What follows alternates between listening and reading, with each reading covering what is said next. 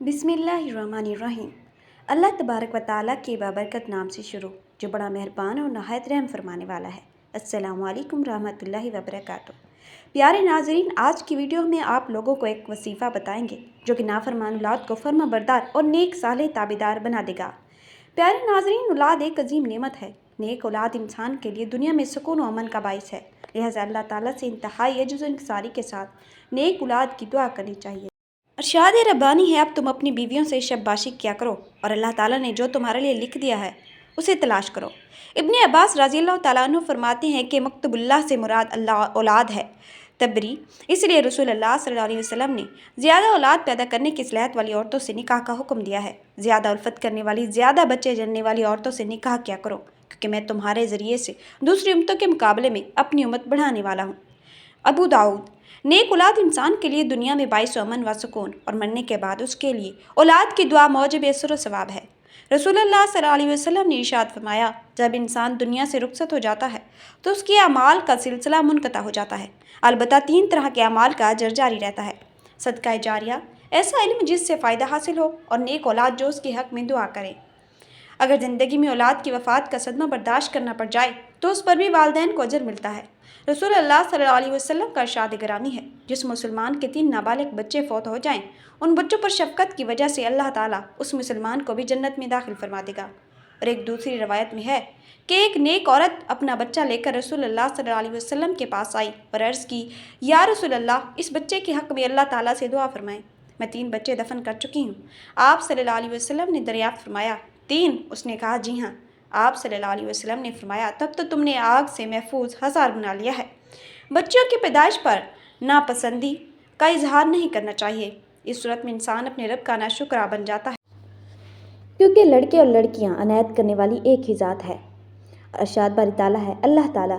तर्जमा, ज़मीन और आसमान की बादशाही सिर्फ अल्लाह के लिए है, जो चाहे पैदा करे, जिसे चाहे मोनस अनायत करे और जिसे चाहे मुज़क्कर अनायत फरमाए। मुज़क्कर मोनस मिले जुले अता करे और जिसे चाहे बांझ बना दे। बिलाशुबा वो हर चीज़ को अच्छी तरह जानने वाला, कुदरत रखने वाला है। सूरतुल शूरा। बच्चों की पैदाइश पर नाक मुँह चढ़ाना तो जाहिलियत का मज़हर है। कुरान हकीम ने इस सूरत हाल का नक्शा इन अल्फाज में खींचा है, और जब उनमें से किसी को बेटी के पैदा होने की खुशखबरी दी जाती है तो उसका चेहरा सियाह हो जाता है और वो खून के घूंट पीकर रह जाता है। जबकि इस्लाम ने बच्चियों की परवरिश को बाइस अजर सवाब करार देकर हौसला अफजाई फरमाई है। फिर कोई वजह नहीं कि मोमिन इस बात पर कबीदा खातिर हो।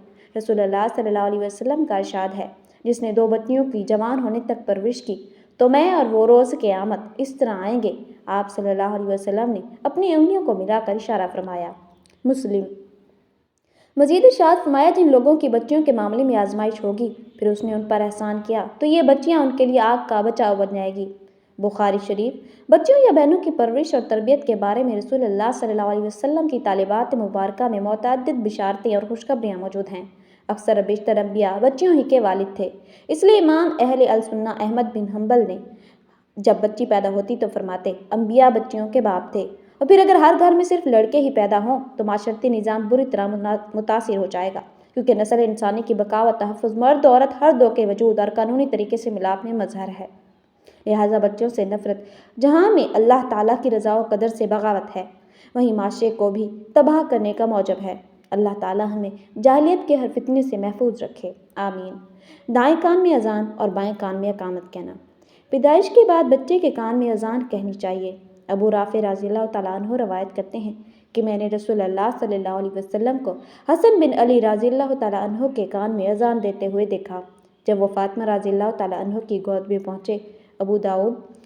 बच्चे के कान में अकामत यानी तकबीर कहने से मुतल्लिक़ कोई सही या काबिल एतमाद हदीस मौजूद नहीं है, जिसको बुनियाद बनाकर यह साबित किया जा सके कि इमाम इब्ने क़य्युम रहमतुल्लाह अलैह ने जो फ़लसफ़ा अज़ान बयान फरमाया है, उसका खुलासा यह है कि जब बच्चा लाशऊरी में सबसे पहले तौहीद और रिसालत और नमाज की बात सुनता है तो गोया ये इस तरह की तलकीन हो जाती है कि जिस तरह दुनिया से अलविदा होने वाले को तलकीन की जाती है।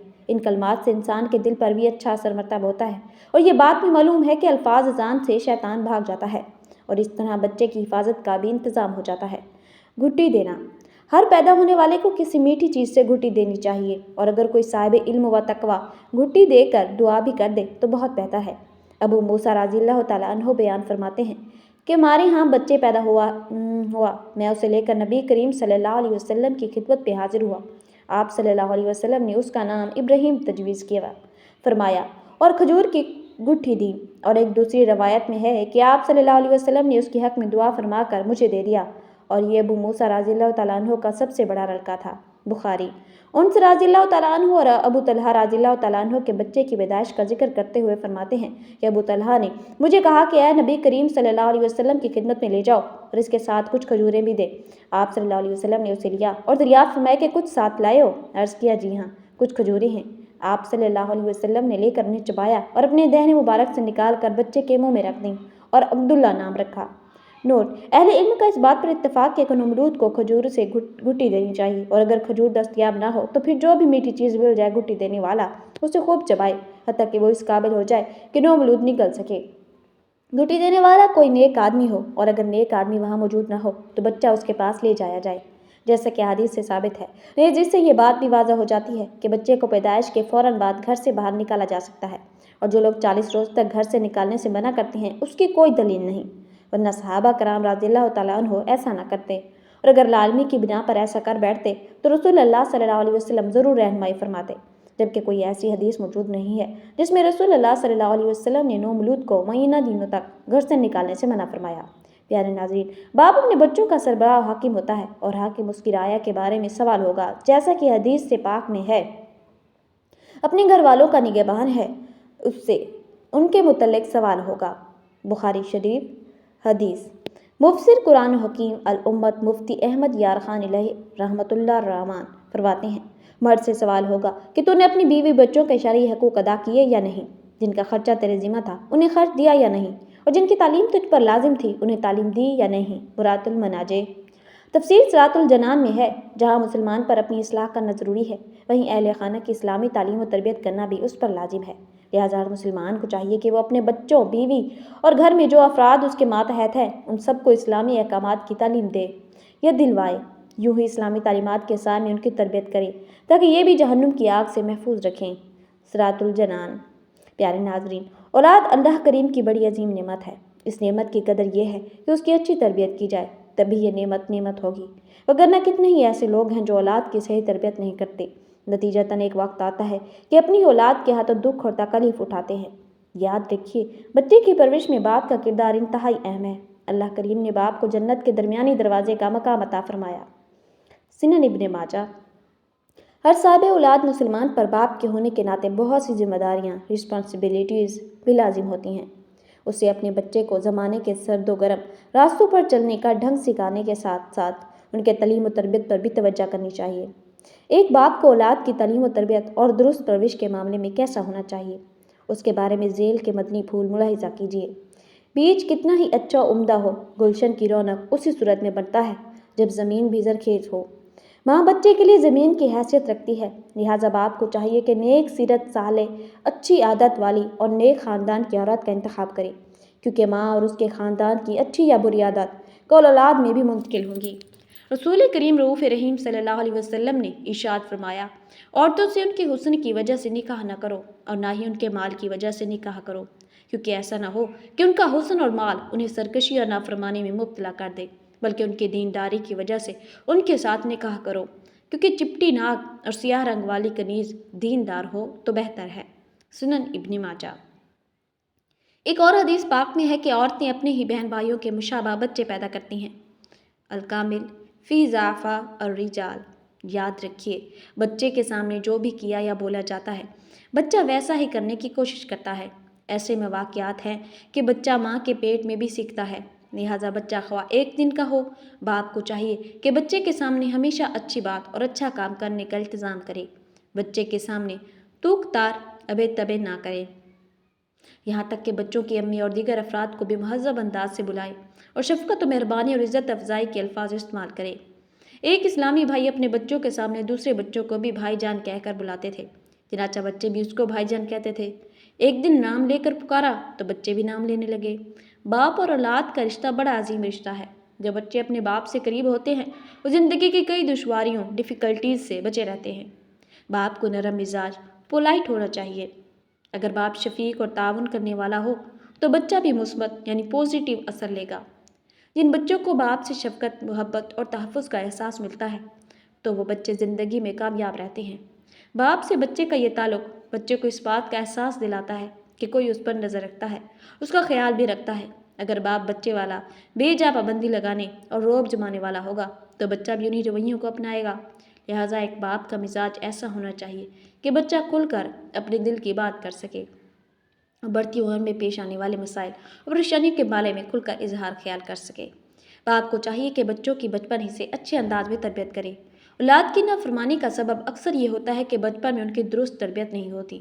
یہی وجہ ہے کہ ایک شخص نے اپنے باپ سے کہا، تم نے میرے بچپن میں مجھے ضائع کیا، اب تمہارے بڑھاپے میں تمہیں ضائع کروں گا۔ فیض القدیر، تخت الحدیث۔ پیارے ناظرین، اب بات کرتے ہیں نافرمان اولاد کی کہ کہا جاتا ہے کہ نافرمان اولاد ان کے والدین کی ہوتی ہے جن والدین نے اپنے والدین کی نافرمانی کی ہوتی ہے۔ حالانکہ ایسا نہیں ہے۔ اکثر وہ والدین جو اپنے والدین کی انتہا خدمت کر کے اور ان سے دعائیں لے کر زندگی کو گزارا ہوتا ہے، لیکن ان کی اولاد نافرمان نکل آتی ہے۔ وہ اپنے ماں باپ کی نافرمانی کرتی ہے، حتیٰ کہ کوئی بھی بات نہیں مانتی۔ اور اب جو دور جا رہا ہے اس میں اکثر دیکھا گیا کہ وہ اولادیں جو بہت زیادہ نافرمان ہوتی ہیں، حتیٰ کہ اپنے ماں باپ کے سامنے کسی بھی قسم کی بات کہنے سے ٹلتی نہیں ہیں۔ آج کا وظیفہ ایسی اولاد کے لیے ہے جو بہت ہی زیادہ نافرمان ہے، ماں باپ کا کہا نہیں مانتی، ان کے لیے یہ بہت ہی خاص وظیفہ ہے۔ اب اس پر عمل کیجیے تو اللہ تبارک و تعالیٰ آپ کی اولاد کو بھی فرما بردار بنا دیں گے انشاءاللہ۔ پیارے ناظرین، بے شک اللہ تبارک و تعالیٰ کے نام میں اور اللہ کے کلام میں بہت ہی زیادہ برکت ہے۔ اگر ہم پورے یقین کے ساتھ اللہ تبارک و تعالیٰ کو پکاریں تو اللہ تعالیٰ ہماری فریاد کو ضرور سنتے ہیں۔ اللہ تبارک و تعالیٰ کے صفاتی نام میں سے ایک نام جو بہت خوبصورت ہے، اللہ کو بہت پسند ہے۔ اگر ہم اس کا وظیفہ کر لیں تو اللہ تبارک و تعالیٰ ہماری حاجت کو، ہماری مراد کو ضرور پورا کر دیں گے اور ہماری نافرمان اولاد کو فرما بردار بنا دیں گے۔ یہ بہت ہی آزمودہ وظیفہ ہے۔ اس پر عمل کرنے کے بعد آپ خود بھی حیران ہو جائیں گے کہ آپ کی اولاد بہت زیادہ تابعدار، فرما بردار بن جائے گی اور ہر کام میں آپ کی مرضی کے مطابق کرے گی۔ پیارے ناظرین، وظیفہ کچھ یوں ہے کہ آپ نے پنجگانہ نماز کی ادائیگی کرنی ہے۔ 5 وقت کی نماز کی پابندی لازمی ہے، کیونکہ اللہ تبارک و تعالیٰ کو اپنا بندہ بہت پسند ہے جو 5 وقت کی نماز ادا کرے، 5 وقت سجدے میں سر جھکائے اور اللہ سے مانگے، اللہ کی تعریف کرے، تو اللہ اپنے اس بندے کو بہت زیادہ پسند کرتا ہے۔ اب 5 وقت کی نماز لازمی پڑھیں اور وظیفہ آپ نے کیوں کرنا ہے؟ فجر کی نماز کے بعد جب آپ بیٹھے جائیں تو نماز پر سلام پھیرنے کے بعد وہیں بیٹھ کر قرآن پاک کی سورۃ الفاتحہ 11 مرتبہ اللہ تعالیٰ کا خوبصورت نام یا حمیدو یا حمیدو آپ نے پڑھنا ہے۔ یہ نام آپ 113 مرتبہ پڑھیں گے اور اول آخر 11 مرتبہ درود ابراہیمی پڑھیں گے، اور پڑھنے کے بعد آپ اپنی اولاد پر دم کر دیں گے، پانی پر دم کر کے انہیں پلا دیں گے۔ یہ عمل 41 دن تک کریں۔ اللہ تبارک و تعالیٰ آپ کی اولاد کو فرمانبردار بنا دیں گے۔ یہ بہت ہی آزمودہ وظیفہ ہے۔ جن والدین نے یہ وظیفہ کیا تو ان کی پریشانی دور ہو گئی، ان کی اولاد ان کی تابع ہو گئی۔ آج جب وہ ملتے ہیں تو یاد کرتے ہیں اور لاکھوں دعائیں دیتے ہیں۔ اس وظیفے نے ان کی اولاد کو سیدھے راستے پر ڈال دیا۔ اس وظیفے کے اثر سے اولاد پنجگانہ نماز بھی پڑھنے لگ جاتی ہے اور قرآن کی تلاوت بھی کرتی ہے، ہر وہ نیک کام کرتی ہے جو اللہ کو پسند ہے۔ اب اس وظیفے پر عمل کریں، انشاءاللہ دعا دیں گے۔ اللہ تبارک و تعالیٰ سے دعا ہے کہ اللہ تبارک و تعالیٰ ہم تمام کی اولادوں کو تابعدار اور فرمانبردار بنائے اور ان کے ہر مشکل کو آسان کر کے آسانیاں پیدا فرما دے، آمین۔ اور اللہ تبارک و تعالیٰ ان کو شیطان کی شر سے بچائے اور نیکی کے راستے پر گامزن کرے۔